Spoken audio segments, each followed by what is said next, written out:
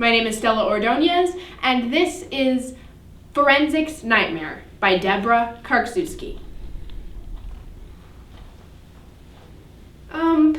The piece that I will be presenting today is an original oratory entitled The Psychology of Fashion and the Modern Teen. A common misconception today is that how one dresses indicates how one sees him or herself functioning in society. But I beg to differ. I believe that the way in which one dresses is actually a statement about how one wishes to be perceived. For example, is a person clad in all black truly a gothic personality, or might he or she really be a timid soul who wishes to be seen as an intimidating force? Let us consider the latter scenario. This point of view is aptly described in the following quote by Dr. M. Robert Goomer, who said, okay, wait, I know this. Honestly, I must have practiced this like 20 times last night, and I knew every single word.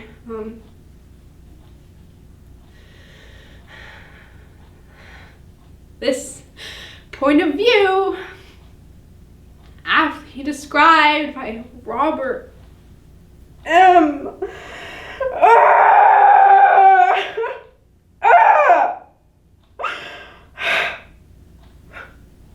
Oh, now you're looking at me.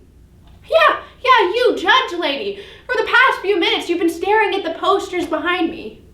You know, I'm perfectly aware that the diagrams of an army of sperm swimming towards one puny little egg are a lot more interesting than I am. But come on!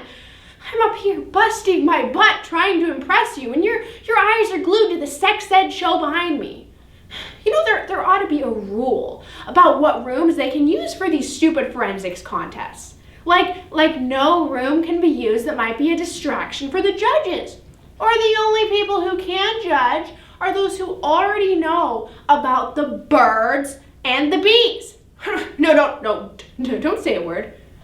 Don't you dare interrupt me. I still have time. I still have what, like 5 minutes? Yeah.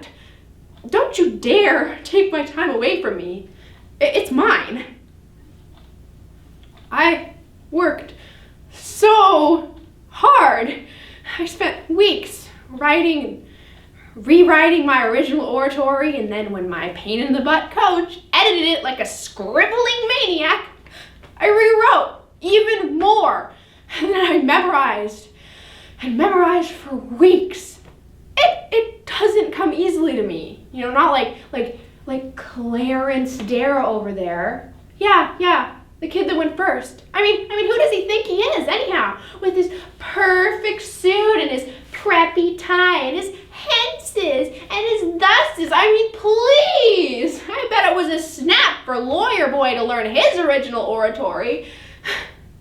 And every single stupid competition, you guys pick somebody like Clarence Darrow over there because he's so squeaky clean, so la-di-da. But how about for once picking somebody who's had to sit through hundreds of these contests and just see everyone win except her? Huh? Oh, I know. It's not if you win that matters. It's how you play the game. Baloney!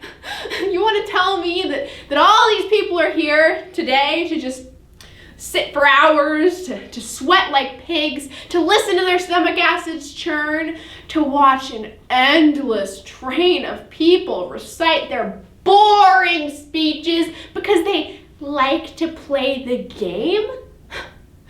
Oh, no. I know. Rejection thickens the skin. It builds character. It prepares you for the real world.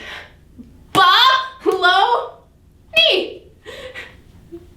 Rejection thickens the skin. man, then I must be a freaking armadillo by now. Builds character. Character? Look at me. I'm having a nervous breakdown in front of my speech competitors. In front of Clarence Darrow. In front of the first judge who's ever listened to a word I've said, despite the fact that I'm standing in front of a sexual egg attack.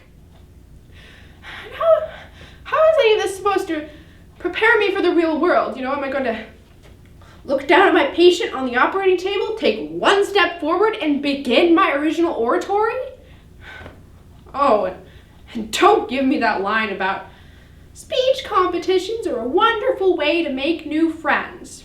Because not 10 minutes ago did that girl over there in the blue skirt, yeah, the one that looks like a supermodel, not 10 minutes ago did she come over and decide, you know, to chat with the competition.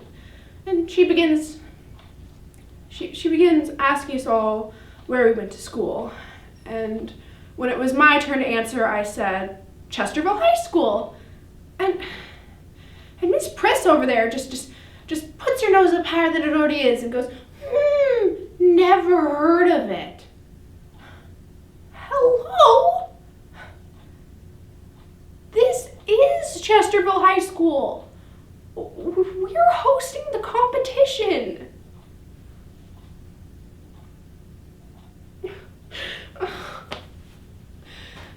And do you want to know the worst part? I don't even hate you guys. You know, I should hate you. It would make things a lot easier, but I don't.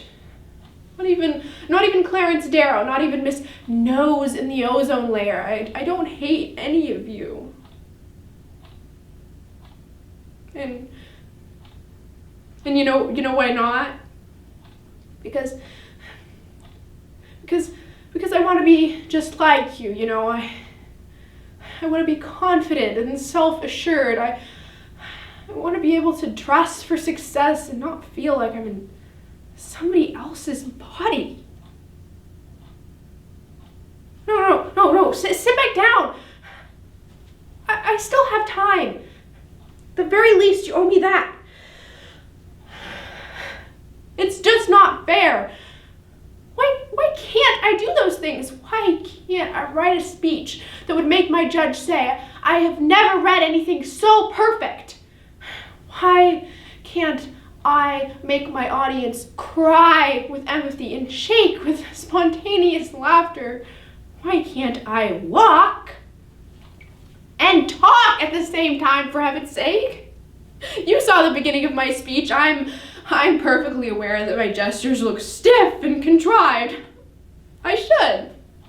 Those words have been written in every single judge's critique that I've ever received. The psychology of fashion and the modern teen. What a lame title, isn't it? And you want to hear the irony?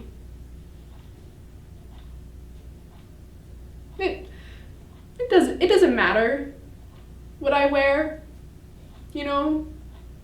If I dress like a lawyer wannabe or a supermodel or a goth or a grunge or even a clown, it wouldn't make an ounce of difference.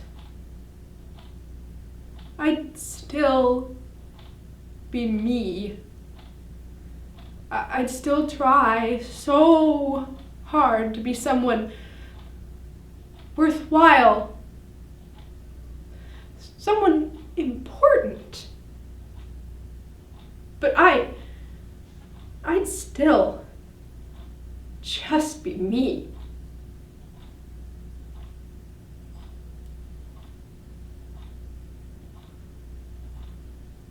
Oh. Well, that was a tad embarrassing, wouldn't you say? Okay. I think that's all I've got to say. So,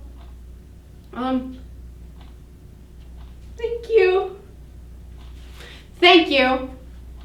And next we're gonna have Hannah Boron with her original oratory. So, thank you.